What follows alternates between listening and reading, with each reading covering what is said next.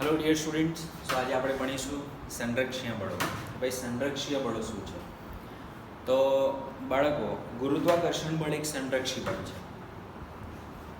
ઇંગ્લિશમાં કહેવાય conservative force. તો બાળકો, સંરક્ષીય બળ એટલે શું? તો ઉર્જા સંરક્ષણનો નિયમનું જે પાલન કરે કે ભાઈ જેટલી તમે ઉર્જા આપો એટલું કાર્ય થાય. આપણે જાણીએ છીએ નોર્મલ નિયમ છે, બધે ફોલો થાય છે.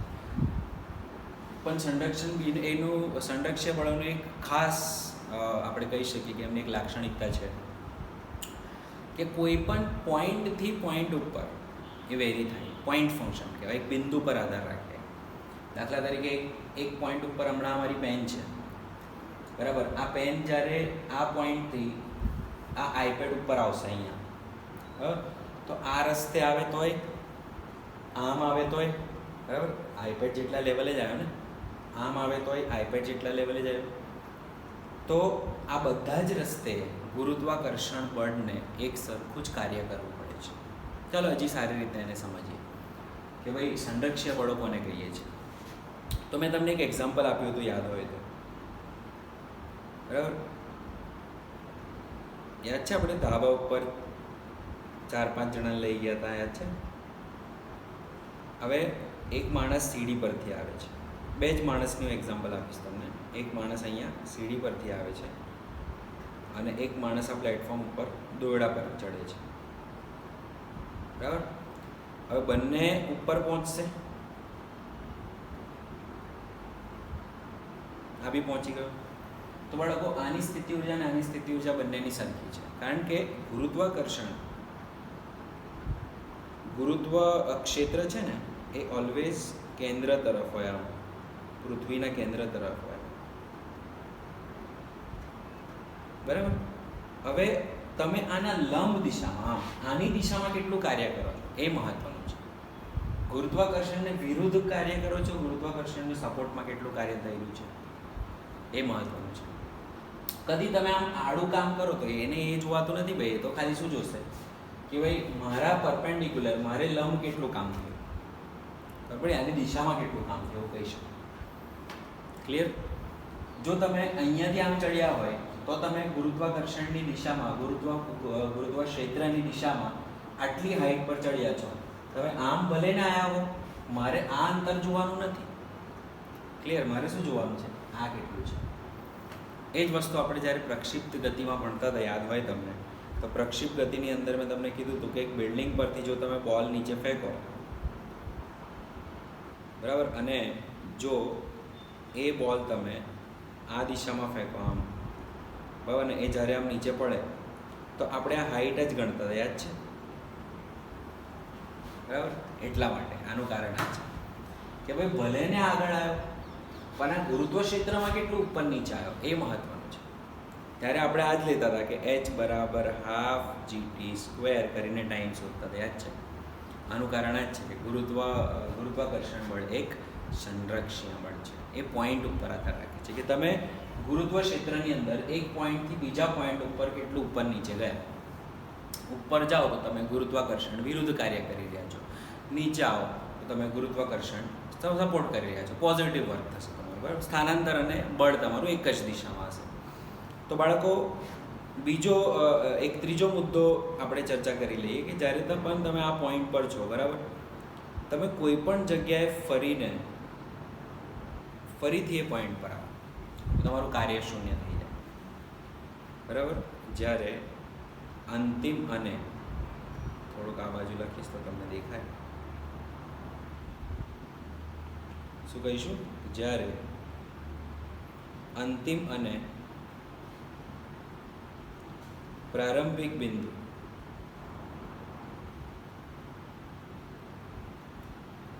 એક જ હોય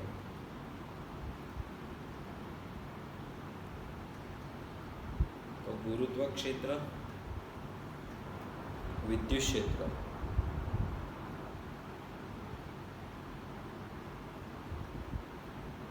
અને સ્પ્રિંગ માટે કાર્ય શૂન્ય થશે. ચાલો હું તમને 3 એક્ઝામ્પલ આપું. ગુરુત્વ ક્ષેત્રનું પણ આપું વિદ્યુત ક્ષેત્રનું પણ આપો અને સ્પ્રિંગ માટે પણ એક્ઝામ્પલ આપો.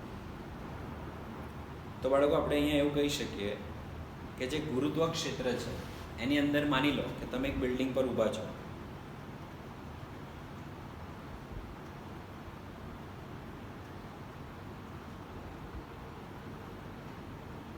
તમારી પાસે ઉર્જા કેટલી છે? mgh. બરાબર. તમે અહીંયાથી નીચે ગયા અને પાછા ઉપર આવ્યા. અત્યારે તમારી પાસે ઉર્જા mgh હતી અને પછી પણ તમારી ઉર્જા mgh જ આવી. બરાબર. તમારી ઉર્જા તફાવત શું થયો? 0. જો ઉર્જા તફાવત 0 થાય તમારા ઉપર થતું કાર્ય પણ શું થશે? 0. ફાઇન. અંતિમ અને પ્રારંભિક ઉર્જા કેવી થઈ ગઈ? સરખી. એવી રીતે બાળકો વિદ્યુત ક્ષેત્રની આપણે વાત કરીએ તો આ એક પોઝિટિવ વિદ્યુતભાર છે, આ પોઝિટિવ વિદ્યુતભાર છે. એમની વચ્ચેનું અંતર અત્યારે કેટલું છે? r. બરાબર. આ વિદ્યુતભારને તમે દૂર લઈ જાઓ તો r ચેન્જ થયો પણ પાછું તમે અહીંયા લઈ આવો તો હવે અત્યારે પણ એમની વચ્ચે જે સ્થિતિ ઉર્જા છે અને અંતર કેટલું છે? r. તો હમણાં પણ kq/r હતું અને હવે પણ kq/r જ છે. તો બંનેની ઉર્જાની તફાવત તમે લો તો તમારું 0 જ આવશે. તો પોઈન્ટ મહત્વનું છે. બરાબર. રસ્તો મહત્વનો નથી. શું મહત્વનું છે? પોઈન્ટ. હા, જો તમે આ પોઈન્ટથી હટાઈ રહ્યા છો તો ઉર્જા બદલાશે, ઉર્જાઓ ઓછી થશે, સ્થિતિ ઉર્જા ઓછી થશે. બરાબર. પણ ફરીથી તમે ફેરવીને પાછા અહીંયા લઈ આવ્યા તો તમારું જે પોઈન્ટ છે એ ઇનિશિયલ અને ફાઇનલ પોઝિશન એની સરખી થઈ જાય. માટે આપણે એટલું કહી શકીએ કે આની અંદર ને આની અંદર જે સ્થિતિ ઉર્જા હતી એ સમાન જ છે અને તે માટે આપણે એવું કહી શકીએ કે આમાં કોઈ કાર્ય થાય નહીં. પછી સ્પ્રિંગની વાત કરીએ તો અત્યારે સ્પ્રિંગ રેસ્ટ પર છે અહીંયા. બરાબર. અંતર x છે. તમે સ્પ્રિંગને દબાવી. બરાબર. તમે દબાવી સ્પ્રિંગને તો ઉર્જા સંગ્રહ થયો, પાછી ઉર્જા રિલીઝ થઈને આવી ગઈ અહીંયા. ખબર પડી? તો પછી પણ તમે જો એ જ સિચ્યુએશનમાં બળ આપીને છોડશો પાછા અને ફરીથી જ્યારે x અંતરે આવી જશે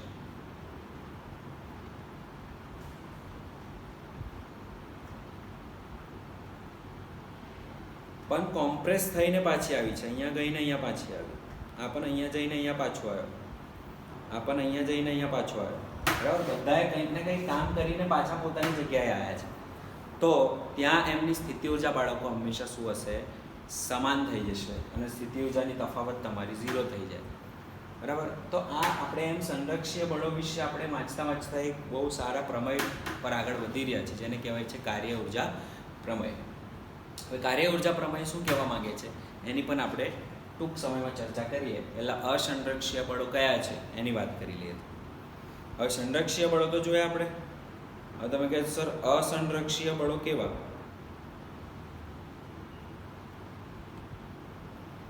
તો ઘર્ષણ બળનું ઉત્તમ એક્ઝામ્પલ છે ઘર્ષણ બળ. બાળકો શું કહેવાય કે તમે આટલી રસ્તે પર આવ્યા અને આ ફરાઈને અહીંયા આવ્યા. બરાબર. એક બ્લોક છે, તમે ઘસાતો એને લઈ ગયા છે અહીંયા સુધી, અને એક બ્લોક છે આને ઘસાતો અહીંયા સુધી લઈ ગયા. હવે માની લો કે આ અંતર તમારું હતું x, આ અંતર પણ તમારું છે માની લો x જ છે, આ અંતર પણ x છે, આ અંતર પણ x છે, પણ આ રસ્તો જુદો છે. તો તમે જોઈ શકો છો કે આ આટલે રસ્તે આવ્યા, આ પોઈન્ટ પર પહોંચ્યા અને આ પણ ફરીને આ પોઈન્ટ પર જ પહોંચ્યા છે, પણ આમાં કાર્ય વધારે થશે. કેમ? કારણ કે લાંબો રસ્તો છે. ભલે સ્થાનાંતર સરખું છે આનું ને આનું, પણ એ પથ પર આધાર રાખશે કારણ કે આખા પથમાં એ ઘસાય છે. ફાઇન. તો અહીંયા શું થાય છે બાળકો કે તમારે ગુરુત્વ ક્ષેત્રમાં શું જોઈએ છે આપણે ઓલવેઝ કે ગુરુત્વાકર્ષણની દિશામાં કેટલું આગળ પાછળ થઈ રહ્યું છે એ જોઈએ છે. આ બાજુ કેટલું આગળ પાછળ થશે એ નથી જોતા આપણે. ફાઇન. ફોર એક્ઝામ્પલ તમને ગુરુત્વ ક્ષેત્રની જો હું વાત કરું ને બાળકો તો આવું ક્વેશ્ચન પૂછે તો બી 0 આન્સર આવે. આનું કહી દઉં કેવો પ્રશ્ન. તો જુઓ બાળકો, માની લો આખું ગુરુત્વ ક્ષેત્ર છે, આખું ગુરુત્વ ક્ષેત્ર છે. બરાબર. આ એક પોઈન્ટ છે, આ બીજો લેવલ છે હાઈટ, આ ત્રીજો લેવલ છે હાઈટ. બરાબર. હવે કોઈક વસ્તુને આપણે ચલાવવાનું સ્ટાર્ટ કર્યું. બરાબર. એ પ્રારંભમાં અહીંયા હતી, પછી એ અહીંયા આવી, પછી એ અહીંયા આવી, પછી અહીંયા આવી અને પછી અહીંયા આવી. હવે તમને પૂછે કે ભાઈ આનું જે આ પથ છે બરાબર, આ પ્રારંભિક છે અને આ અંતિમ છે. તો હવે તમને એવું પૂછે કે ભાઈ કેટલું કાર્ય થયું છે, તો જવાબ આવશે 0. કેમ? કારણ કે બાળકો આ લેવલ મહત્વનું છે. આ લેવલ તો સરખું છે ને ગુરુત્વ ક્ષેત્ર, છે કે નહીં? તો મહત્વનું શું છે? આ હાઈટ, કે ભાઈ નીચલા લેવલથી કેટલી હાઈટ પર હતું અને હવે કેટલી હાઈટ પર છે, એ મહત્વનું છે. પહેલાં પણ MGH હતું સાહેબ, હવે પણ MGH છે. ખબર પડી બેટા? Done, easy. બરાબર. તો ઓલવેઝ શું જોવાનું કે એવું જરૂરી નથી કે જે સ્થાને હતું એ સ્થાને પાછું આવે તો જ 0. ના, એ લેવલ પર પાછું આવે તો પણ 0. એ લેવલ પર પાછું આવે તો પણ 0. ક્લિયર? ડન બેટા? Okay, easy. ચાલો હવે અમુક એના ક્વેશ્ચન્સ જોઈએ. બરાબર. આ સંરક્ષય અને અસંરક્ષય બળોની વાત હતી. આપણે આઈ થિંક ઘણા બધા ક્વેશ્ચન્સ ઓલરેડી જોઈ લીધા હતા. ક્વેશ્ચન નંબર 27 સુધી જોઈ લીધું. તો એક્ઝામ્પલ 28 જોઈએ. એક્ઝામ્પલ 28 કહે છે બાળકો કે એક કણને 1 થી 2 થી 4 5 સુધી સ્થાનાંતરિત કરવું છે. બળ તમને આપી દીધું છે 4,3. બરાબર. હવે આપણને એવું કીધું છે હા કે કાર્ય ઉર્જા શોધો, ટોટલ કાર્ય શોધો કેટલું થશે એવું પૂછ્યું. બરાબર. ટોટલ કાર્ય કેટલું થશે એવું પૂછ્યું. તો તમે જોઈ શકો છો F 4 છે x ની દિશામાં અને 3 છે y ની દિશામાં. તમારી x ની લિમિટ 1 થી 4 છે અને y ની લિમિટ 2 થી 5 છે. બરાબર. તો W બરાબર ઇન્ટિગ્રેશન f.dx કે dx કહી શકીએ. હવે જ્યારે wx તમે શોધો તો ઇન્ટિગ્રેશન fx.dx થશે 1 થી 4. તે બરાબર ઇન્ટિગ્રેશન 4dx 1 થી 4 તે બરાબર 4x from 1 to 4 તે બરાબર 4 into 4 minus 4 into 1 તે બરાબર 16 minus 4 તે બરાબર 12 જૂલ. તો પહેલાનું કેટલું આવ્યું? x નું 12 જૂલ. હવે બાળકો આપણે y ની વાત કરીએ તો wy બરાબર ઇન્ટિગ્રેશન fy dy ક્યાંથી ક્યાં 2 થી 5. ક્યાંથી ક્યાં 2 થી 5. અને બળ કેટલું છે? બળ છે તમારું 3 ન્યૂટન. તો આપણે અહીંયા લખી શકીએ કે ઇન્ટિગ્રેશન 3 dy from 2 to 5 તે બરાબર 3y ક્યાંથી ક્યાં 2 થી 5.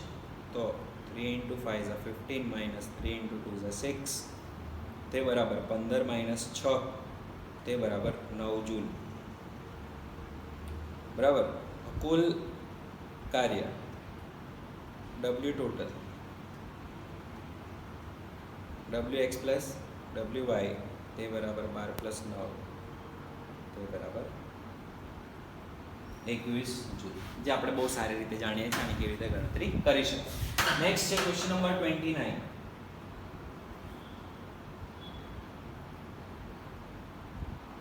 Example 29.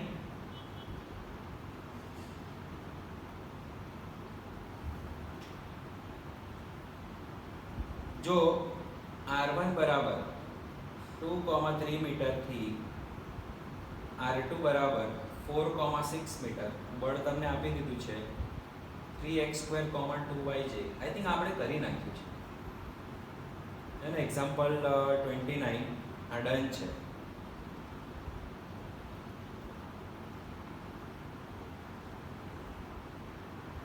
Same as previous example એવું લખી દઈએ છીએ. બરાબર.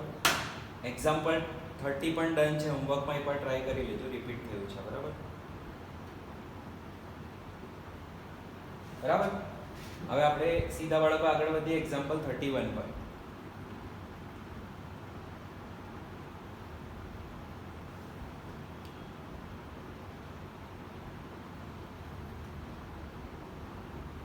તો એક્ઝામ્પલ 31 માં કીધું છે કે f બરાબર y i છે. ધ્યાનથી જોજો બેટા, y i છે.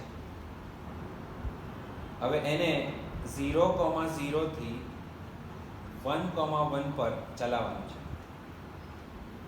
હવે એ જ્યારે વાય તમારું એક્સ હોય અને બી જ્યારે વાય તમારું એક્સ સ્ક્વેર. જોજો ધ્યાનથી, વાય એ આઈની દિશામાં છે એટલે એક્સની દિશામાં છે. વાયની વેલ્યુ પહેલાં એક્સ લેવાની, વાયની વેલ્યુ પછી એક્સ સ્ક્વેર લેવાની. તો લિમિટ ઓલવેઝ 0 થી 1 એક્સની જ હોય, વાયની ના લાગે, યાદ રાખજો. તો પહેલા કિસ્સામાં w બરાબર integration of x dx from 0 to 1 તે બરાબર એક્સ સ્ક્વેર બાય 2 તે બરાબર 1/2 તે બરાબર 0.5 જૂલ. હવે બીમાં આપણે એક્સ સ્ક્વેર મૂકીએ તો w બરાબર integration of x square dx from 0 to 1 તે બરાબર x રેઝ ટુ 3/3 તે બરાબર 1/3. હવે 0.33 એવું કહી શકીએ. તો ટોટલ જવાબ કેટલો આવે છે આપણો? બરાબર, જોઈ લઈએ. આપણો કુલ જવાબ આવે છે એકનું 1/3 આવે છે અને એકનું 1/2 આવે છે, તો એ જ રહેવા દઈએ. 1/3 જૂલ અને 1/2 જૂલ એ એમાં એમણે એ લોકોએ આપ્યું છે. બરાબર બરાબર ને? ચાલો નેક્સ્ટ.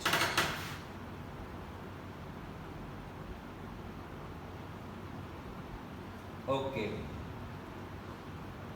જો હવે આપણને તફાવત આપી છે, સંરક્ષીય અને અસંરક્ષીય વચ્ચે તફાવત શું છે?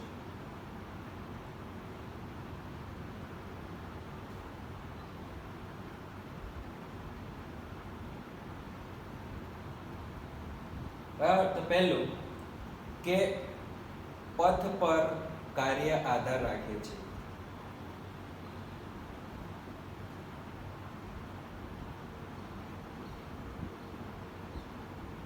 અરે સોરી, આધાર રાખતું નથી, સંરક્ષીય છે.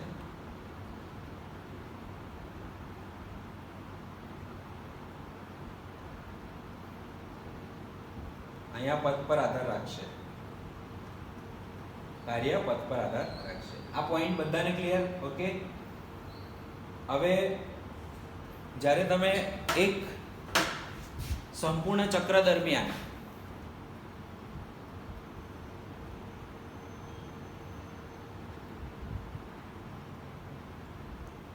કાર્ય શૂન્ય થશે,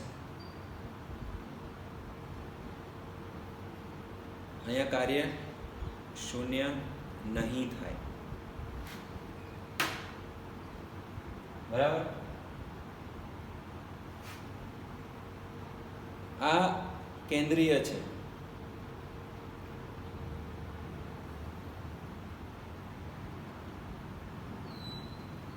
આ તમારો વેગ પર આધારિત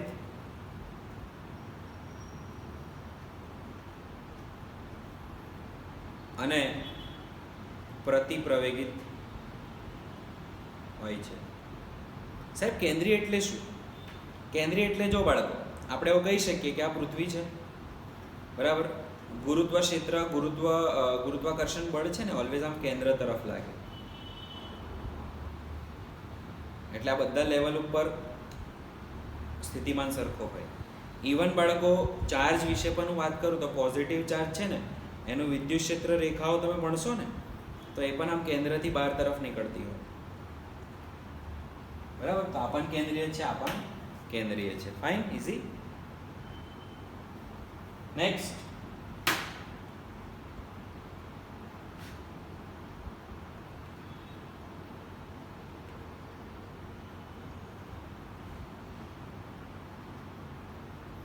બરાબર, અહીંયા કે ભાઈ જે પણ કાર્ય થાય, બરાબર, એ ફરીથી આપણે રિકવર કરી શકીએ. ફોર એક્ઝામ્પલ, દાખલા તરીકે કે મેં દાખલા તરીકે કોઈક વસ્તુને ઉપર હાઈટ પર લઈ ગયો, બરાબર, મેં એના ઉપર કાર્ય કર્યું 20 જૂલ, બરાબર, અને હવે હું છોડીશ તો હવે એ જ વસ્તુ જ્યારે અથડાશે નીચે તો એ 20 જૂલની ઉર્જા મને આપી દેશે પાછી. ક્લિયર? આપણે ફોર એક્ઝામ્પલ દાખલા તરીકે કોઈ વસ્તુને આમ હથોડી મારવી હોય અને કે કાં તો કોઈક વસ્તુને ઉપરથી આમ લઈ જઈને આમ ફેંકીએ, આપણે કોઈક વસ્તુ અંદર નાખવી છે, દાખલા તરીકે આપણે ખીલી ટોકવી છે કે કંઈ પણ આપણે કરવું છે, બરાબર, એક લાકડામાં ખીલી ટોકવી છે, એક હથોડી મોટી આમ પકડી છે, મેં ખીલી ઉપર આમ પરફેક્ટ નિશાનો કરીને છોડું એકદમ, બરાબર, તો શું થાય? મેં જે આ ઉર્જા આપી એકચ્યુઅલી એ ગુરુત્વાકર્ષણના વિરુદ્ધ આપી, હવે હું છોડીશ તો શું થશે? એ પડશે, ખીલી ઉપર અથડાશે, ખીલી ઉપર કાર્ય થશે, એટલે મેં જેટલી ઉર્જા એને આપી હતી એ મને બીજા સ્વરૂપમાં પાછી મળી. ખબર પડી? રૂપાંતરણ થયું, લોસ ના થાય. ઉર્જાનો કદી પણ વિનિમય થાય નહીં, વિખેરણ નહીં થાય.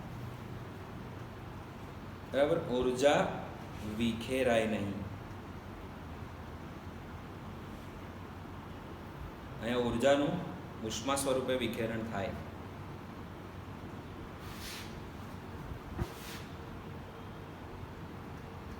ઉષ્મા ઉર્જા સ્વરૂપે આનું વિખેરણ થઈ શકે છે, આનું ઉર્જા વિખેરણ થાય.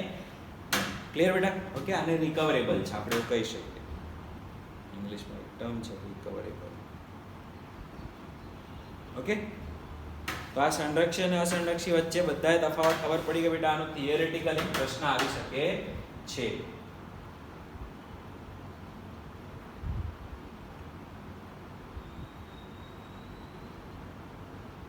ચાલો હવે સ્થિતિ ઉર્જા વિશે થોડીક ચર્ચા કરીએ.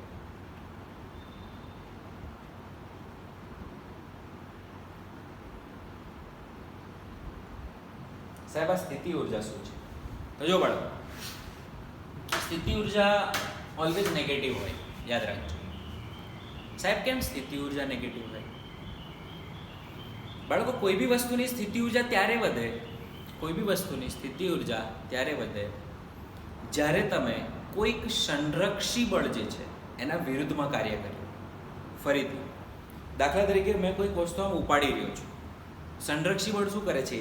એને તો જોઈએ છે, પાછી પૃથ્વી તો ખેંચશે કોઈ બી વસ્તુને. તમે એના વિરુદ્ધમાં કાર્ય કર્યું તો આની સ્થિતિ ઉર્જા વધે. સંરક્ષી બળના વિરુદ્ધમાં કાર્ય કરવાથી સ્થિતિ ઉર્જા વધે. તો સ્થિતિ ઉર્જા બરાબર ડેલ્ટા ડબલ્યુ બરાબર માઇનસ ઓફ ડેલ્ટા યુ, આવું આપણે કહી શકીએ. કયા પોઈન્ટના હિસાબે આપણે કહી શકીએ કે સંરક્ષી બળોના વિરુદ્ધમાં કાર્ય કરવાથી સ્થિતિ ઉર્જા વધે, સ્પ્રિંગના વિરુદ્ધમાં કાર્ય કરવાથી સ્થિતિ ઉર્જા વધે. ખબર પડી? ઇલેક્ટ્રોનને બીજા ઇલેક્ટ્રોનની અંદર પકડી રાખવાથી સ્થિતિ ઉર્જા વધે, છોડશો તો જશે. બરાબર, આ 3 એક્ઝામ્પલ યાદ રાખજો. કયું પહેલું? કે ગુરુત્વ ક્ષેત્રની અંદર કોઈ વસ્તુને ઉપર ઉઠાવવાથી mgh સ્થિતિ ઉર્જા વધે. કોઈક વિદ્યુતભારને બીજા વિદ્યુતભારની અંદર લઈ આવવાથી k Q1 Q2/r વિદ્યુત સ્થિતિ ઉર્જાનું સૂત્ર છે, આપણે ઇલેક્ટ્રિસિટીમાં ભણીશું. સ્થિતિ ઉર્જા વધે. અને સ્પ્રિંગમાં હાફ kx² એ સ્પ્રિંગની સ્થિતિ ઉર્જા છે. ઓકે બેટા, ડન? ક્લિયર? તો સ્થિતિ ઉર્જાનું એક જ સૂત્ર છે, શું? કે ડેલ્ટા ડબલ્યુ બરાબર માઇનસ ડેલ્ટા યુ, કાર્ય બરાબર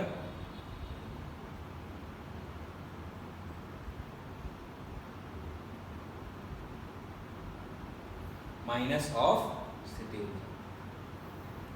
બરાબર, ગુરુત્વીય સ્થિતિ ઉર્જા હોય છે,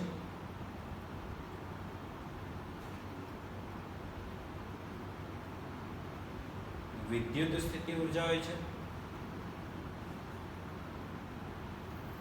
અને સ્પ્રિંગમાં સંગ્રહ થતી પુનઃસ્થાપક બળ દ્વારા એ સ્થિતિ ઉર્જા અહીંયા મળે છે. બરાબર, હવે ગુરુત્વાકર્ષણની આપણે વાત કરીએ તો એ ગુરુત્વીય સ્થિતિ ઉર્જા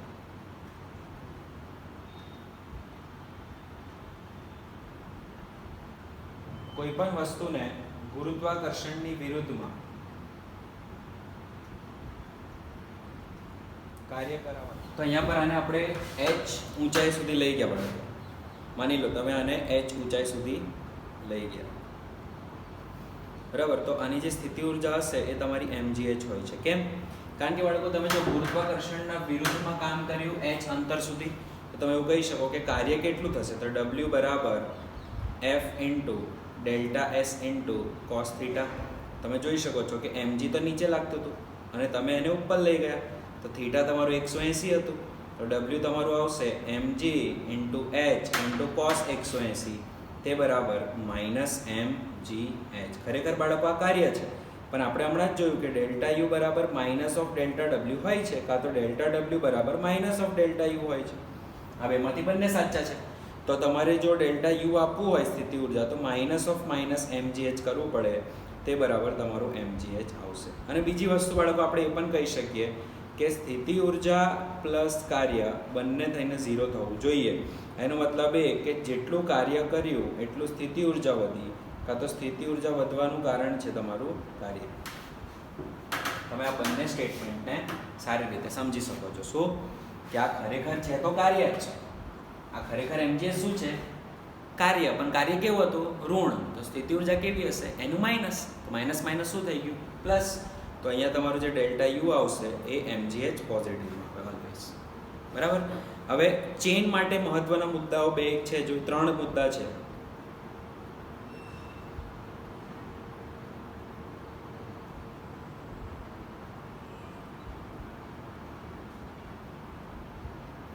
ધ્યાનથી જોજો બાળકો. આ એક સાંકળ છે. તમે આમ મૂકી છે, તમે અહીંયા મૂકી છે, અને તમે આમ મૂકી છે.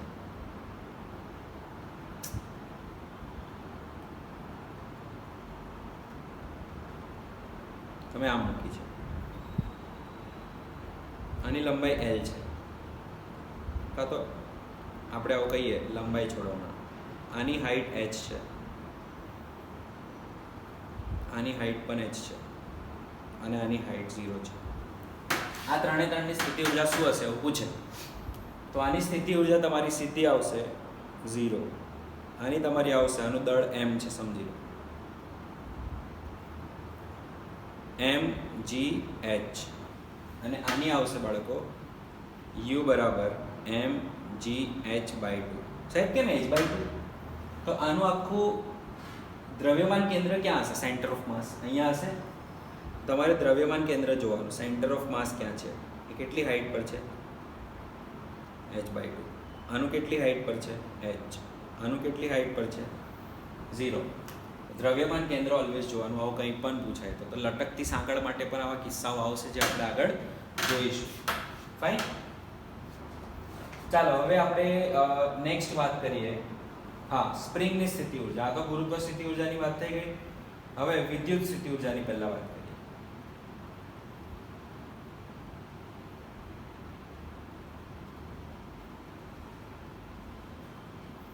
ખાલી સૂત્રની બાળકો અહીંયા વાત કરીશ. વિદ્યુત સ્થિતિ ઉર્જાનું સૂત્ર છે K(Q1Q2)/R. જ્યારે કોઈ પ્લસ હોય અને માઇનસ વિદ્યુત ભાર હોય, માઇનસ Q ને પ્લસ Q, અને એમની વચ્ચેનું અંતર R હોય તો તમારું U જે આવશે એ -KQ2/R આવશે. કારણ કે એક વિદ્યુત ભાર પ્લસ છે, ઓબ્વિયસ છે, એક વિદ્યુત ભાર પ્લસ છે, બીજો વિદ્યુત ભાર કેવો છે? માઇનસ છે. બરાબર. અને જો તમારા બંને પોઝિટિવ હશે, બંને વચ્ચે અંતર r છે, તો તમારી સ્થિતિ ઉર્જા આવશે KQ2/R. બંને નેગેટિવ હશે તો બી તમારું શું આવશે? KQ2/R. કેમ કે માઇનસ માઇનસ પાછો શું થઈ જશે? પ્લસ થઈ જશે. બરાબર. બધું આપણે ઇલેક્ટ્રિસિટી ચેપ્ટર નંબર 12 માં જોઈશું, 12મા ધોરણમાં.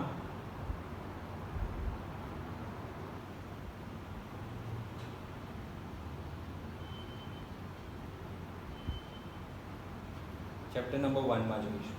ઓકે. પછી બાળકો સ્પ્રિંગની સ્થિતિ ઉર્જા.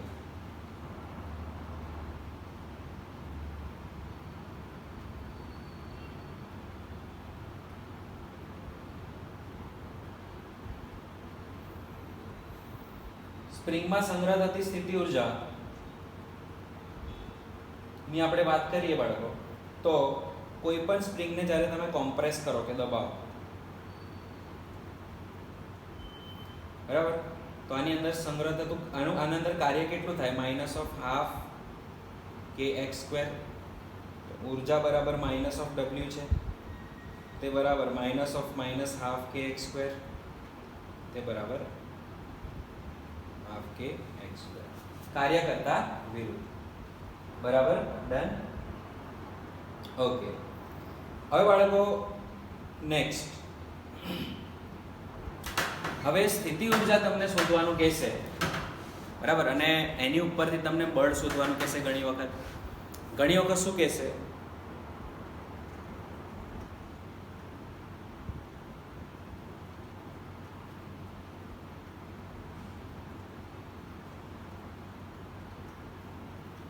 ઘણી વખત તમને શું કહેશે કે તમે જાણો જ છો ભાઈ કે કાર્ય બરાબર શું હોય છે, integration of F dot DS કહી શકાય, બરાબર. અને સ્થિતિ ઉર્જા શું છે તમારી, minus of integration F dot DS, કારણ કે સ્થિતિ ઉર્જા યુ બરાબર માઇનસ ઓફ તમારું કાર્ય છે. હવે બાળકો આને ડીયુ બાય ડીએસ કરીએ તો માઇનસ ઓફ એફ મળે, અને એફ કરીએ તો માઇનસ ડીયુ બાય ડીએસ મળે. સમજો ધ્યાન કે યુનું સંકલન કરીએ તો એફ મળે, સોરી એફનું સંકલન કરીએ તો યુ મળે, તો યુનું વિકલન કરવાથી એફ મળે કે ના મળે? ઓબ્વિયસ છે મળે, બરાબર. કારણ કે બંને આ બાજુ વિકલન કરીએ, આ બાજુ વિકલન કરીએ, આ બાજુ વિકલન કરીએ તો સંકલનને ખાઈ જાય વિકલન, બરાબર. તો માઇનસ એફ રહેશે અને પેલી બાજુ લઈ જઈએ તો એફ બરાબર માઇનસ ડીયુ બાય ડીએસ કહી શકાય. હવે 3Dમાં આની વાત કરીએ તો એફ બરાબર minus del u by del x comma del u by del y comma del u by del z, આવું આપણે કહીએ છીએ, બરાબર. તો ઘણી વખત તમને શું કહેશે, ઉર્જા આપી દેશે અને બળ શોધવાનું કહેશે, બરાબર. આ સંતુલનમાં બળ પણ 0 હોય છે. 3 પ્રકારના સંતુલન હોય છે. ચાલો જોઈએ કયા કયા સંતુલન છે. એક સ્થાયી, અસ્થાયી અને બીજો છે ન્યુટ્રલ. સંતુલન એટલે શું? પહેલી વાત તો હવે સંતુલન એટલે ઇક્વિલિબ્રિયમ કહેવાય એને ઇંગ્લિશમાં. જ્યારે કોઈ પણ બોડી પર, કોઈ પણ કણ ઉપર પરિણામી બળ શૂન્ય લાગતું હોય ત્યારે બોડી સંતુલનમાં છે આપણે કહી શકીએ. દાખલા તરીકે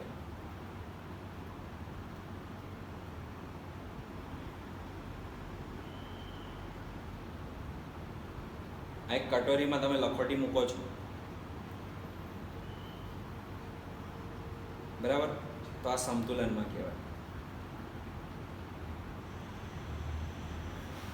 ફાઇન. અત્યારે હલનચલન કરતી નથી. કેવું કહેવાય? સંતુલનમાં કહેવાય. સંતુલન માટે શરત શું છે? શરત છે કે એફ નેટ તમારું 0 હોવું જોઈએ, કાં તો delta u by delta s તમારું 0 હોવું જોઈએ. ડેલ્ટા યુ બાય ડેલ્ટા, કારણ કે એફ બરાબર શું હોય છે? Del u by del s તમારું એફ હોય છે, બરાબર. તો એ પણ તમારું સ્થિતિ ઉર્જામાં થતી ફેરફાર તમારી 0 થવી જોઈએ. સ્થિતિ ઉર્જામાં કોઈ ફેરફાર થતું નથી, એનો મતલબ એ ગતિમાં નથી તો બળ નથી થતું, બળ તમારું 0 છે, સિમ્પલ, બરાબર. તો બળને તમારે del u by del s પણ કહી શકાય. એટલે સિમ્પલ છે. જો ડબલ્યુ બરાબર એફ ડોટ ડીએક્સ છે કે નહીં, તો એફ બરાબર શું છે, sorry d W by ds છે કે નહીં, તો એફ બરાબર શું થશે? ડી ડબલ્યુ બાય ડીએસ થશે ને. તો કાર્યનું વિકલન એ બળ કહેવાય કે ઉર્જાનું વિકલન એ બળ કહેવાય, કારણ કે કાર્ય ઉર્જા હરખું જ છે ભાઈ. કાર્ય એ જ ઉર્જા છે, ઉર્જા એ જ કાર્ય છે. કાર્ય છે તો ઉર્જા છે, ઉર્જા છે તો કાર્ય છે. તું જો હે તો મેં હું. ખબર પડી બેટા? ઇઝી. ઓકે, ચાલો નેક્સ્ટ. હવે આના પ્રકાર છે. એક છે સ્થાયી સંતુલન,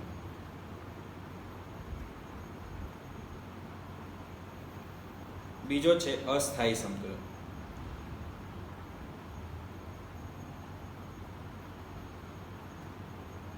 પહેલા બંને વિશે તમે સમજી લો શાંતિથી, સ્થાયી અને અસ્થાયી સંતુલન શું છે. બાળકો હું ખાલી બેસ્ટ એક્ઝામ્પલ આપીને સમજાવી દઈશ, તમારું કામ એકદમ આસાન ઇઝી થઈ જશે, એકદમ ઇઝી. આ એક કટોરી છે, બરાબર. આ બીજી કટોરી છે. બંને કટોરીમાં તમે લખોટી મૂકી છે, અહીંયા મૂકી છે ને અહીંયા મૂકી છે, બરાબર. માની લો કે તમે આને થોડુંક બળ આપો છો અને આને થોડુંક બળ આપો છો, બરાબર. કઈ લખોટી એવી છે જે પોતાના સ્થાને પાછી ફરશે? બરાબર. તો આ લખોટી એવી છે કે જેને તમે આમ કરીને છોડી ને તો આમ આમ આમ આમ આમ આમ કરીને પાછળની જગ્યાએ આવી જશે. આને સ્થાયી સંતુલન કહેવાય. પોતાનું સંતુલન છોડે નહીં, સ્થાયી સંતુલનમાં છે. અને આ તમારું અસ્થાયી સંતુલન છે. એક જ વાર ખાલી આમ ધક્કો હોય તો સીધું નીચે, બરાબર. તો પુનઃ સ્થાપક બળ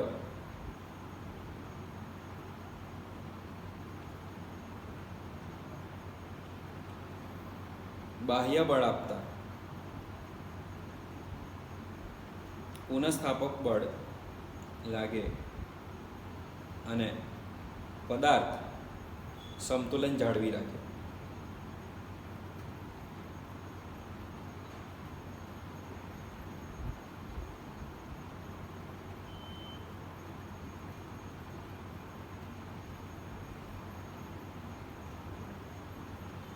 અહીંયા શું થશે? પુનઃસ્થાપક બળ નહીં લાગે અને પદાર્થ સમતુલન જાળવી રાખશે નહીં. ક્લિયર બેટા?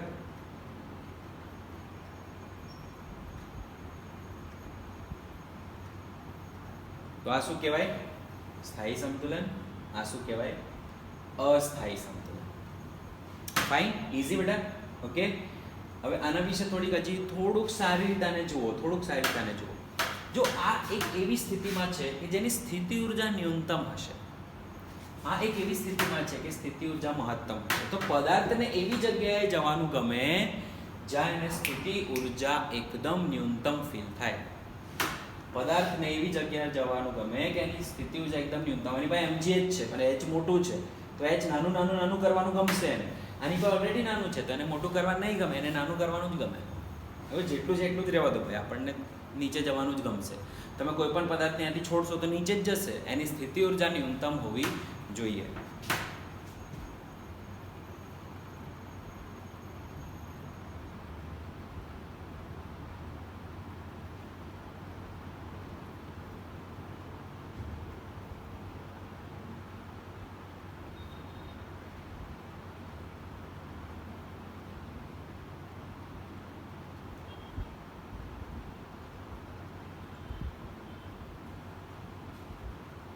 બાળકો આને આમ પણ તમે કહી શકો કે ∇2u / dS²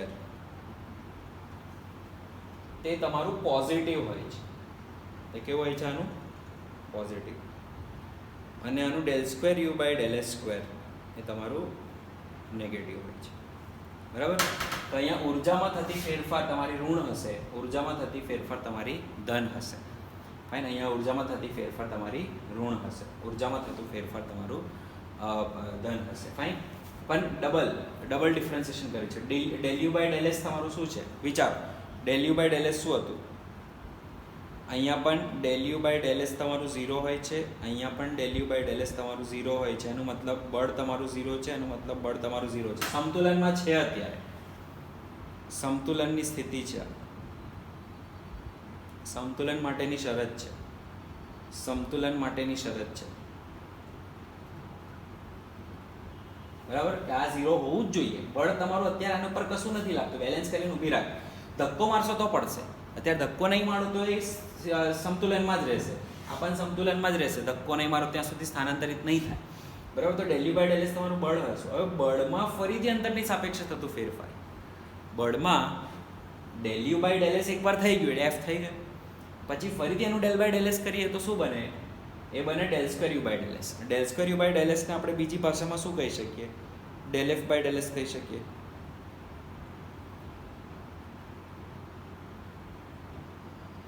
∇f / ∇s કહી શકીએ આપણે. છે કે નહીં? ઓકે, તો અહીંયા તમારું પોઝિટિવ આવશે. આના માટે ∇f / ∇s પોઝિટિવ આવશે, ઉપર જશે. અને અહીંયા ∇f / ∇s તમારું નેગેટિવ આવશે. ફાઇન બેટા? અંતરમાં બળની સાપેક્ષે તો ફેરફાર. બરાબર? ક્લિયર? ચાલો, બળમાં અંતરની સાપેક્ષે થતું ફેરફાર. Sorry, clear? હવે આના બેઝ પર દાખલા જોઈએ. બીજું એક બાળકો ન્યુટ્રલ ઇક્વિલિબ્રિયમ પણ છે.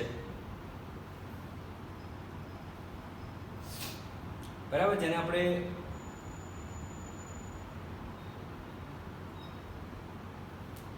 જ્યારે કોઈક વસ્તુ આમ પડી છે,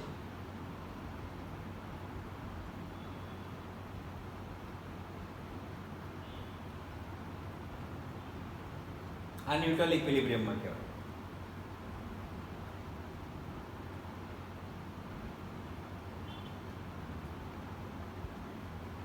ન્યુટ્રલ સંતુલન, જેમાં બાળકો ∇u / ∇s તમારું 0 હશે જ, પણ ∇2u / ∇s પણ તમારું 0 હશે. પોઝિટિવ પણ નહીં કે નેગેટિવ પણ નહીં. બરાબર? ડન? જો આમાં તમે જુઓ, આમાં તમે એવું કહી શકો કે તમારું કાર્ય કેવું હશે. આમાં તમે ઉપર જાઓ, તમારું કાર્ય કેવું થાય?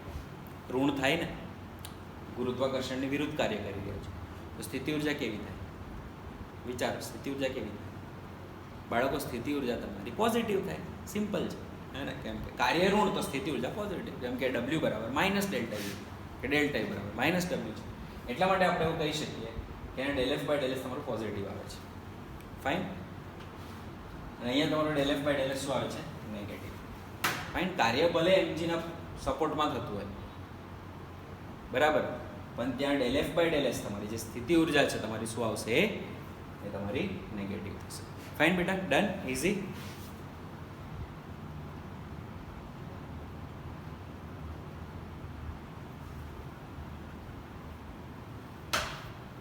ચાલ, ન્યુટ્રલ સમતુલન પણ ડન થઈ ગયા. એનો એક્ઝામ્પલ્સ જોઈએ. નેક્સ્ટ છે બાળકો એનો example first, that is example number 32. 32. હવે તમને કીધું છે કે u બરાબર ax² માઇનસ bx છે, જ્યાં a અને b અચળાંકો છે, ધન અચળાંકો છે બરાબર. હવે તમારે સમતુલન સ્થિતિ શોધવાની છે અને એ સમતુલન તમારું સ્થાયી હશે, અસ્થાયી હશે કે ન્યુટ્રલ હશે બરાબર, એની આપણે ચર્ચા કરવાની છે. ફાઇન. ચાલો, તો પહેલું બાળકો તમને આજે જેવું કોઈ બી પ્રશ્ન આપેલું હોય ને તો એકવાર સમજી લેવાનું કે તમારે પહેલા f તમારું 0 હોય છે. f તમારું શું હોય છે? એટલે del u by del x તમારું 0 હોય છે. અહીંયા x નો વિધેય છે એટલા માટે x લીધું, y નો વિધેય તો હું y લીધું.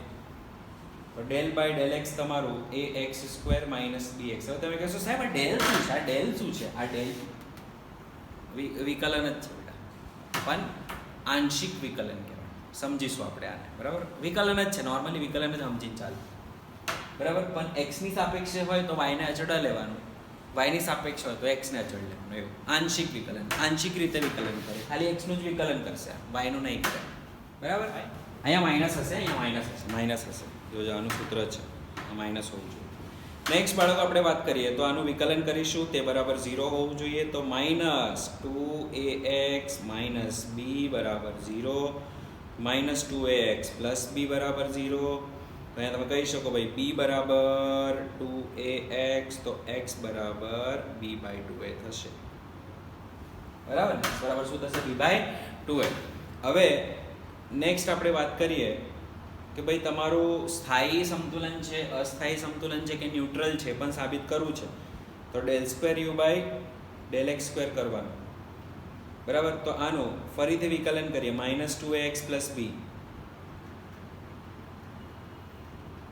આનું 2 વાર વિકલન કરીએ. ચાલો, del by del x, del by del x કોનું કરવાનું? પહેલા ax² માઇનસ bx, તે બરાબર 2ax માઇનસ b મળશે. ફરી એનું ડેલ બાય ડેલ એક્સ કરીએ તો 2a માઇનસ 0, તે બરાબર શું આવ્યું? 2a આવ્યું. તો આપણે એવું કહી શકીએ કે આ કેવું છે બાળકો? પોઝિટિવ છે. તો ન્યૂનતમ સ્થિતિ ઉર્જા હશે તમારી, એનો મતલબ આપણે એવું કહી શકીએ કે સ્થાયી સંતુલનમાં છે.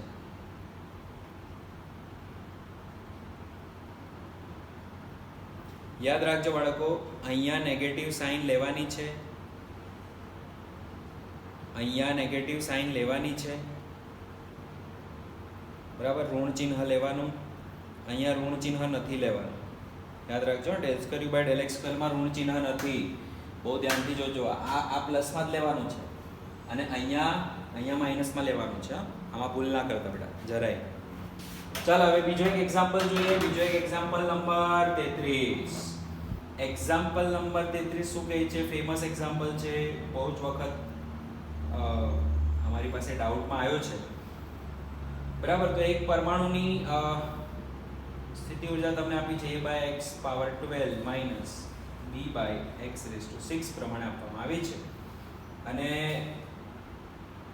આ સ્ટેબલ ઇક્વિલિબ્રિયમ એટલે સ્થાયી સંતુલનમાં ક્યારે હશે એવું પહેલા પૂછ્યું છે બરાબર. તો સૌ પ્રથમ તો બાળકો તમારે સંતુલનમાં છે કે નહીં? તો ભાઈ હા, સંતુલનમાં છે. તો સંતુલનમાં છે માટે minus del u by del x તમારું કંઈ પણ કરીને 0 હોવું જોઈએ. તો minus del by del x આપણે કોનું કરીશું? a by x raise to 12 minus b by x raise to 6. હવે આપણે તો બહુ જ હોશિયાર છે સર, કેવી રીતે? તો આપણે આને ઉપર લઈ જતા શીખ્યા, પછી વિકલન કરીશું આનું એકનું વિકલન કરીએ તો શું મળે? a into -12x⁻13 minus of minus plus 6bx⁻−7 અને માઇનસ માઇનસ પાછું અંદર મલ્ટીપ્લાય કરીએ તો 12a/x⁻13 માઇનસ 6b/x⁻7 આપણને મળે છે અને તે બરાબર પાછું 0 હોવું જોઈએ. 12a/x⁻13 બરાબર 6b/x⁻7 છે એવું આપણને કીધું છે. તો બાળકો આપણને કન્ડિશન શોધવાની કીધી છે કે ભાઈ x કેટલું હોવું જોઈએ. તો અહીંયા તમે કહી શકો છો કે ભાઈ 12a/x⁻6 બરાબર 6b, તો x⁻6 બરાબર 12a/6b તે બરાબર 2a/b. તો x બરાબર તમારો આવશે બાળકો 2a/b⁻1/6.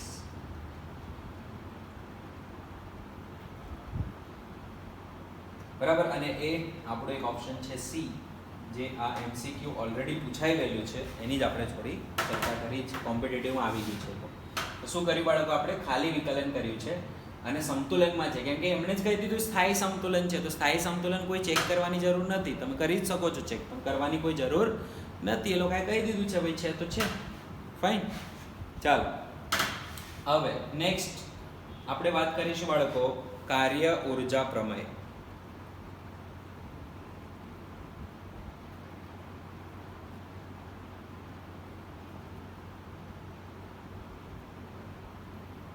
કાર્ય ઉર્જા પ્રમેય શું કહે છે બાળકો? સિમ્પલ, એ ઉર્જા સંરક્ષણના નિયમ પ્રમાણે આપણે કાર્ય ઉર્જા પ્રમેય ડિફાઇન કરી શકીએ કે ભાઈ જેટલું કાર્ય કરો, જેટલી ઉર્જા આપો તેટલું કાર્ય થાય, જેટલું કાર્ય કરો એટલી ઉર્જા મળે. સંરક્ષીય બળોની વિશે આપણે વાત કરીએ બાળકો, તો કાર્ય ઉર્જા પ્રમેયમાં LHS અને RHS ઓલવેઝ સરખા હોય, અને ગમે તેમ LHS અને RHS ઓલવેઝ સરખા જ થવાના છે. કેમ કે ઘર્ષણ બળ બી તમે પિક્ચરમાં લઈ આવશો તો પણ ઘર્ષણ બળ દ્વારા થયેલ કાર્ય ઉષ્મા ઉર્જામાં ફેરવાશે. બરાબર. તમે આમ ઘર્ષણ કરો, તમે ઉર્જા આપી તો અંદર હીટ નથી આવતી, આપણા હાથ ગરમ નથી થતો. તો ઉર્જા હંમેશા એક સ્વરૂપમાંથી બીજા સ્વરૂપમાં હંમેશા રૂપાંતરણ પામે છે. તો કાર્ય ઉર્જા પ્રમેયને બાળકો એકદમ સિમ્પલ ફોર્મમાં હું કહું તમને, તો પ્રારંભિક ઉર્જા પ્લસ કાર્ય તે બરાબર અંતિમ ઉર્જા પ્લસ કાર્ય થાય. આટલું જ છે ખાલી. ક્લિયર? તમે બોક્સને ઉપાડીને નીચે મૂકો, ત્યાં કાર્ય ઉર્જા પ્રમેય નાખો, તો પણ પ્રારંભમાં તમે જે કાર્ય કર્યું સ્ટાર્ટિંગમાં અને પછી છોડ્યા પછી જે કાર્ય કે ઉર્જા જે પણ થઈ, તો પહેલાં તમે mgh આપ્યું, કાર્ય હતું, તમે કાર્ય કર્યું ને mgh, mg બળ છે એને વિરુદ્ધમાં h લઈ ગયા ઉપર mgh, તે બરાબર. હવે બીજું કંઈ કર્યું નહીં, mgh તમે કાર્ય કર્યું છે. હવે અમે છોડી દીધું, એને છોડ્યું તો શું થશે? ½ mv². કોઈ કાર્ય થશે નહીં, ઝીરો, ખાલી ઉર્જા મળશે. કઈ વધતી ઉર્જા? પૂરું. ક્લિયર? આના બેઝ પર જ આપણે બધા દાખલા કરવાના છે. કાર્ય ઉર્જા પ્રમેય બહુ જ બેઝિક બાળકો પ્રમેય છે, બહુ જ બેઝિક પ્રમેય છે. બરાબર. અને આના ઘણા બધા ફોર્મ્સ પણ છે, પણ આ સિમ્પલ ફોર્મ પકડી રાખશો તો તમને પ્રોબ્લેમ નહીં થાય, તમે આરામથી બધા દાખલા સોલ્વ કરી શકશો. ચાલો તો આપણે આ દાખલો સોલ્વ કરીએ મેઇન કાર્ય ઉર્જા પ્રમેયના ઉપર, કાર્ય ઉર્જા પ્રમેયના બેઝ પર. દાખલા નંબર 24 સોલ્વ કરીએ, 34 સોલ્વ કરીએ, 34 શું કહેવા માંગે છે? તો બાળકો દાખલો નંબર 34 કહે છે કે ભાઈ એક સ્પ્રિંગ બ્લોક સિસ્ટમને ખેંચી રાખી છે. બરાબર. આનું ન્યુટ્રલ લેન્થ છે અને 2 kgનો બ્લોક છે. બરાબર. એને તમે આટલે 2 મીટર પકડી રાખ્યું છે. બરાબર. અને જ્યારે 1 મીટર જશે ત્યારે બ્લોકની સ્પીડ કેટલી હશે આપણે એ શોધવાનું. બરાબર. 1 મીટર જશે તો બ્લોકની સ્પીડ કેટલી હશે? તો અહીંયા પકડી રાખ્યું છે તમે. બરાબર. 2 મીટર ખેંચીને પકડી રાખ્યું છે. પ્રારંભિક ઉર્જા પ્લસ કાર્ય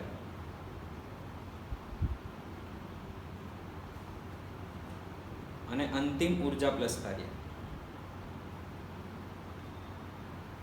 એની લિસ્ટ બનાવી લો પહેલા. ચાલો, પ્રારંભિક ઉર્જા અહીંયા કઈ છે? તો સાહેબ હા, સ્થિતિ ઉર્જા છે. કેટલી? તો ભાઈ અત્યારે તમે છોડતા પહેલા વાત કરી રહ્યા છો તો સાહેબ આ પોઈન્ટ ઉપર એની પાસે હાફ kx સ્ક્વેર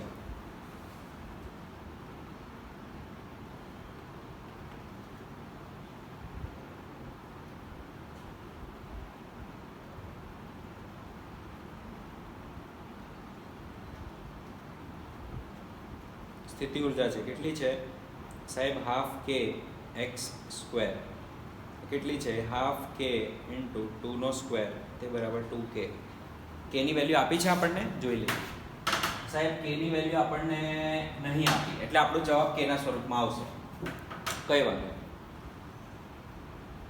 બરાબર અહીંયા આટલી પાસે સ્થિતિ ઉર્જા છે હવે આપણે એને છોડીશું શું કરીશું છોડીશું તો જ્યારે અંતિમ 1 મીટર જશે ડાઉન ધ લાઈન અહીંયા 1 મીટર જશે ત્યારે આ જ ઉર્જાએ એક તો સ્થિતિ ઉર્જા ગતિ ઉર્જા વધશે અહીંયા શું મળશે અંતિમમાં હાફ mv સ્ક્વેર ગતિ ઉર્જા મળશે સ્પીડના કારણે માની લો તમારો બ્લોક આ પોઈન્ટ પર આવશે અને સ્પીડ કંઈક ને કંઈક હશે કારણ કે તમે 2 મીટર ખેંચી શકો જ્યાં સુધી 2 મીટર દબાય નહીં ત્યાં સુધી એ પૂરું નહીં થાય બરાબર આની પાસે ઉર્જા છે ઘણી બધી તો એ ગતિ ઉર્જા પણ આપશે અને એ ગતિ ઉર્જા અહીંયા સુધી આપશે પછી એ ગતિ ઉર્જા કામ કરશે પાછળ ઓછી થતી જશે જો બાળકો થાય શું તમે સ્પ્રિંગને ખેંચો સ્થિતિ ઉર્જા સંગ્રહ માની લો 100 જૂલ ઉર્જા સંગ્રહ તમે અહીંયા જશો ને તો 100 જૂલ ઉર્જા અહીંયા આ પોઈન્ટ પર ગતિ ઉર્જામાં ફેરવાઈ જશે બધું પૂરું થઈ જશે હિસાબ ચૂકતે પણ ફરીથી એ ગતિ ઉર્જા કામ કરીને એને ધક્કો મારી નહીં કરશે ગતિ ઉર્જા અહીંયા પૂરી થશે સ્ટોપ થશે ગતિ પૂરી વેલોસિટી 0 વેગ 0 બરાબર અને અહીંયા તમારી સ્પ્રિંગની અંદર પૂરેપૂરી ઉર્જા 100 પાછી સંગ્રહી ગઈ હવે પાછી એ ઉર્જા રિલીઝ થશે અને અહીંયા 100 પાછી તમને મળશે બરાબર અને આ જો આમ ચાલ્યા જ કરે ડેમ્પિંગ વગર ચાલ્યા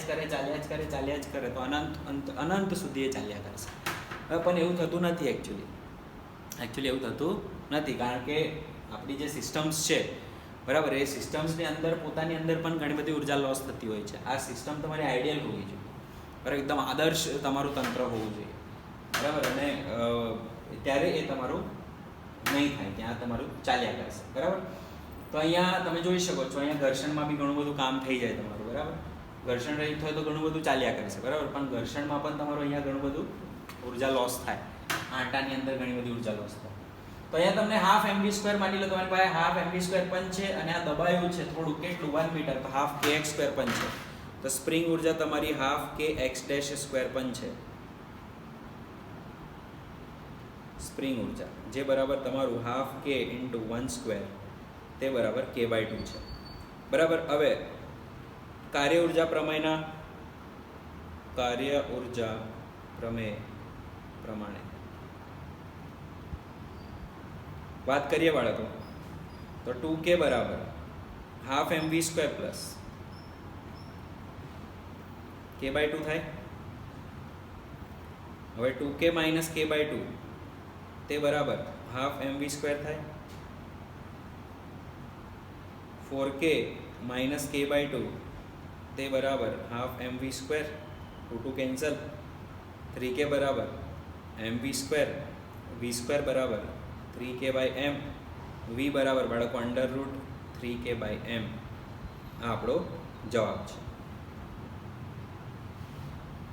કે બેટા ઈઝી ઓકે અને m ની વેલ્યુ તમને આપી જ દીધી છે કેટલી 2 કિલો બરાબર તો m બરાબર 2 kg મૂકતા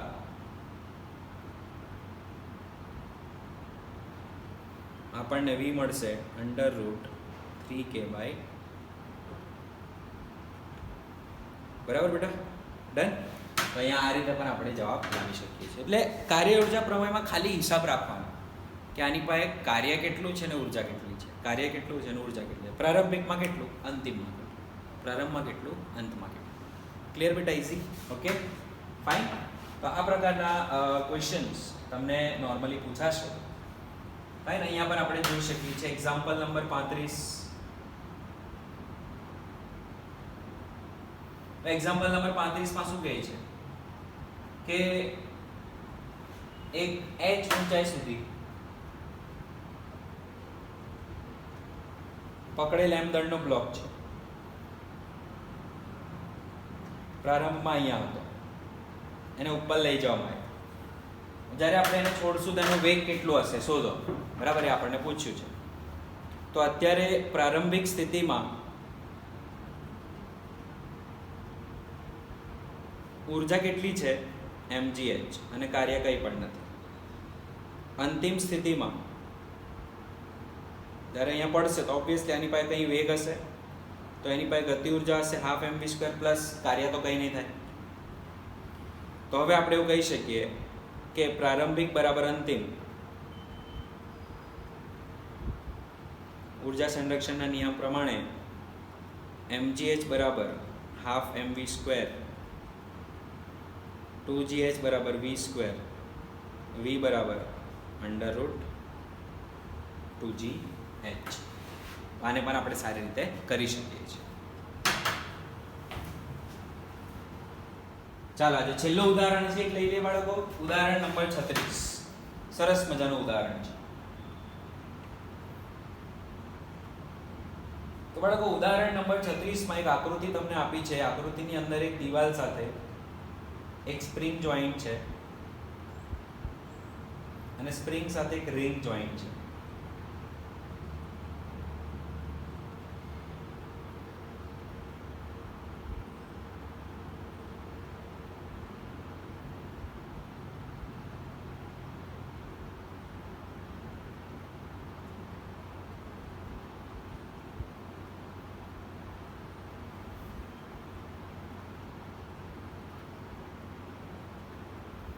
બરાબર. અને એ રિંગ બાળકો નીચે ગતિ કરશે આમ સ્પ્રિંગ છોડીશું ત્યારે.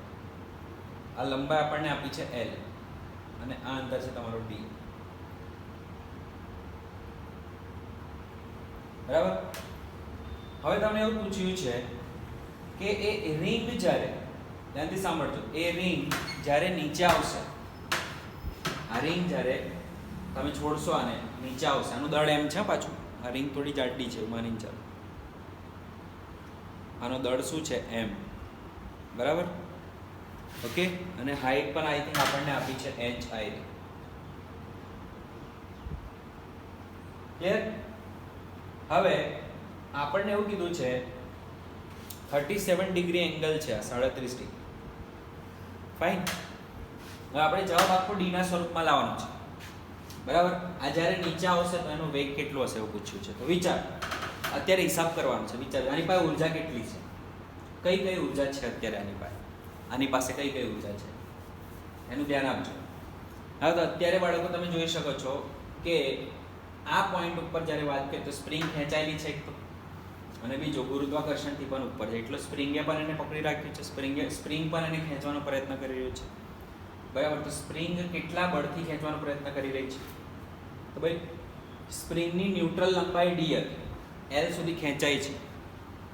તો હવે કેટલું આની પાસે એક્સ્ટ્રા ખેંચાણ છે?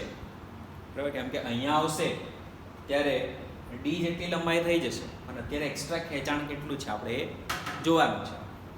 બરાબર ને. તો આપણે L અને d બંને વચ્ચે રિલેશન આપણને ખબર જ છે શું હશે, cos થીટા. તો આપણે એવું કહી શકીએ કે cos 37 બરાબર d/L થાય, 4/5 બરાબર d/L થાય, અને બીજું sin 37 બરાબર h/L થાય છે ને. એટલે d ના સ્વરૂપમાં લાવવાનું છે ને, તો sin નું કઈ જરૂર નથી. tan 37 બરાબર h/d થાય, એટલે 3/4 બરાબર h/d થાય, h બરાબર 3/4 d. બરાબર. જ્યાં પણ h અને l ની જરૂર પડશે ત્યાં આપણે 3/4d અને 4/5d વાપરીશું. બરાબર. કેમ કે મારે બધા જવાબ d ના સ્વરૂપમાં લાવવાના છે. ફાઇન. ઓકે બાળકો. હવે અહીંયા પાર્ટી જ્યારે નીચે આવશે, અહીંયા પહોંચશે તો એની પાસે હાફ mv² ગતિ ઉર્જા હશે. અત્યારે એની પાસે સ્થિતિ ઉર્જા બે જણના કારણે છે, તો mgh છે. બરાબર. તો પ્રારંભમાં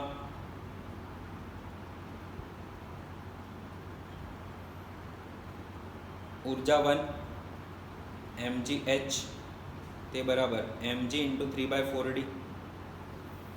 mgh કેટલું છે? mg × 3/4d. અને લંબાઈ કેટલી છે આની? આની લંબાઈમાં વધારો કેટલો છે? તો લંબાઈમાં વધારો કેટલો હશે? તો L - d. લંબાઈ અહીંયા આવશે તો ડી થવાની છે સ્પ્રિંગ, વધારાનું અહીંયા એલ છે, તો દાખલા તરીકે આ 5 હોય ને આ 2 હોય તો આ 3 સેન્ટીમીટર વધારે ખેંચાયેલી કહેવાય કે કઈ રીતે મળશે? તો મોટામાંથી નાનાને બાદ કરો ત્યારે મળશે, કારણ કે નોર્મલી તો પછી અહીંયા આવવાની જ છે ને સ્પ્રિંગ તમારી અહીંયા આવવાની છે, ત્યારે આપણે બધી વાત કરવાની છે, બરાબર?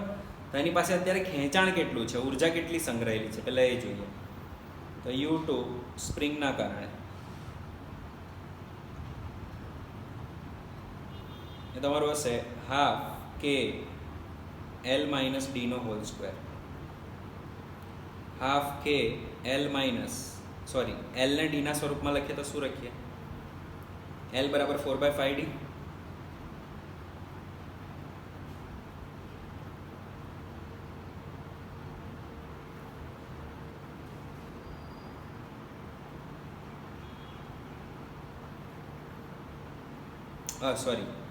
L બરાબર 5/4D આવશે. આપણે ઊંધું લખી દીધું છે 5/4D, કારણ કે પેલો મોટો છે. 5/4D તે બરાબર હાફ કે ઇન્ટુ 1/4D કહેવાય, પાછો એનો સ્ક્વેર, તે બરાબર આપણને શું મળશે બાળકો? હાફ ઇન્ટુ 16 KD સ્ક્વેર, કાં તો KD સ્ક્વેર/32 કહી શકાય. આ બીજી ઉર્જા છે. હવે અંતિમમાં તમે વાત કરો તો અંતિમમાં આપણી પાસે એક જ છે, શું? હાફ mv², પૂરું. અહીં બધું પૂરું થઈ જાય છે, બરાબર? હાફ mv² માં બધું પૂરું. તો આ બંને ઉર્જાઓ વચ્ચે અહીંયા તો ખાલી હાફ mv² જ છે. તો ચાલો જોઈએ હવે અંતિમ બરાબર પ્રારંભિક કરીએ, પ્રારંભિક બરાબર અંતિમ કરીએ.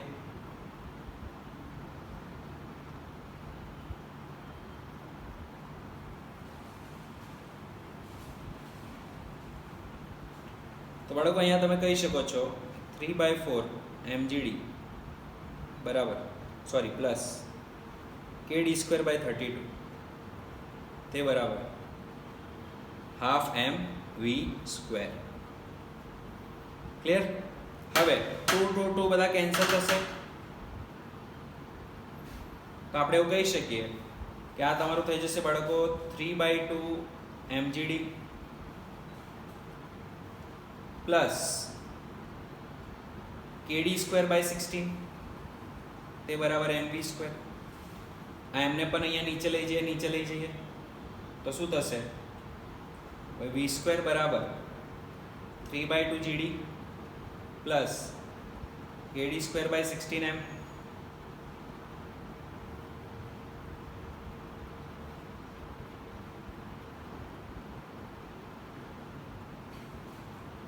ઓકે, હવે આને આપણે આવું લખી શકીએ બાળકો કે v બરાબર √ 3/2 gd પ્લસ kd²/16m. અમારા અંદરથી d² બહાર કાઢવું છે, પણ આ કહે ભાઈ મારી પાસે d² નહીં, તો તમે શું કરશો? d સાથે ગુણવાનું, d વડે ભાગવાનું.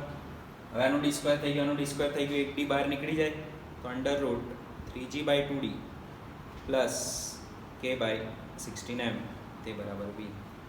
આપણો જવાબ છે. ક્લિયર બાળકો? કંઈ જ વધારાનું મેં કર્યું નહીં, મેં ખાલી શું કર્યું? બધું ડીના સ્વરૂપમાં લાવવાનું છે, મને ખબર છે. તો અહીંયા આ તો રિલેક્સ થઈ જશે, અહીંયા બધું 0, ખાલી હાફ mv² એકલું આવશે. સ્પ્રિંગ જે વધારાની ખેંચાઈ હતી એટલું જ ખાલી અહીંયા રિલીઝ થશે ને. વધારાનું જે ખેંચાણ હતું એ ખાલી ઉર્જામાં રૂપાંતરણ થશે. તો વધારાનું ખેંચાણ કેટલું હતું આપણે શોધી કાઢ્યું.